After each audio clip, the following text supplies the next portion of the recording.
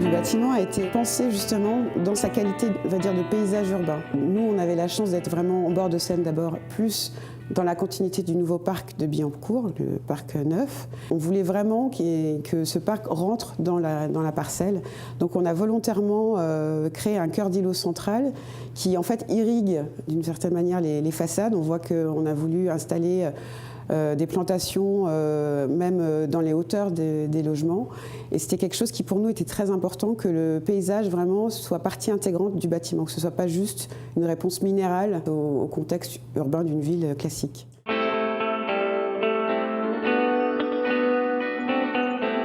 On a plusieurs typologies de logements. On a joué notamment sur les bouts de la parcelle qui sont triangulaires, donc on a des porte-à-faux un peu conséquents. Donc on a dû réfléchir beaucoup en amont avec les ingénieurs sur la qualité de la structure pour ne pas contraindre trop les logements dans leur aménagement.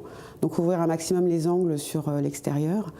De la même façon, on était quand même contraint par le contexte qui fait qu'on était en zone inondable, donc on a dû avoir des dispositifs constructifs un peu particuliers pour les sous-sols, pour le parking, aussi pour les entrées d'immeubles qui devaient être rehaussées par rapport au niveau de la rue.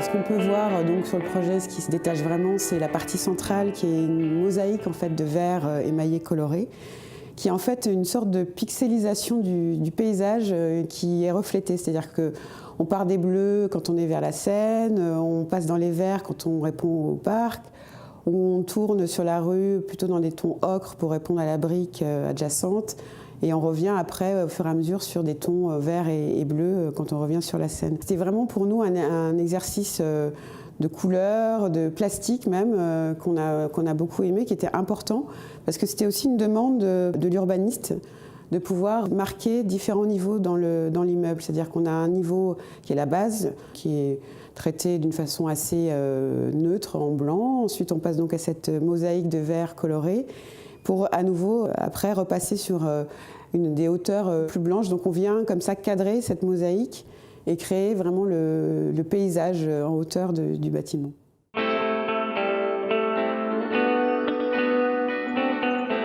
La logique des balcons, elle est directement issue de la logique des appartements à l'intérieur. En fait, on a un projet qui est très tramé, basé sur tous les 1 mètre. On a calé nos façades sur ça. Et du coup, les balcons et les coursives aussi sont calés sur cette trame. Alors, finalement, on a réparti, notamment pour les balcons individuels, d'une manière, on va dire, plus ou moins aléatoire quand même. On ne s'est pas dit là, ça sera plus là. Ça répond soit à une chambre, soit à des séjours en grande partie.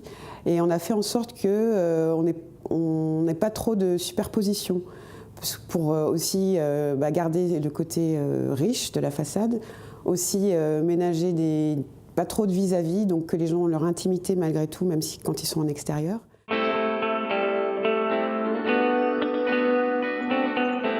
L'intérêt d'une coursive, c'est qu'on arrive à avoir un accès au bâtiment, enfin au logement plutôt, extérieur directement. Donc c'est comme si on avait un peu sa maison en étage. Donc ça crée comme ça une diversité dans l'approche des logements. Les gens appréhendent différemment la façon de rentrer dans leur espace.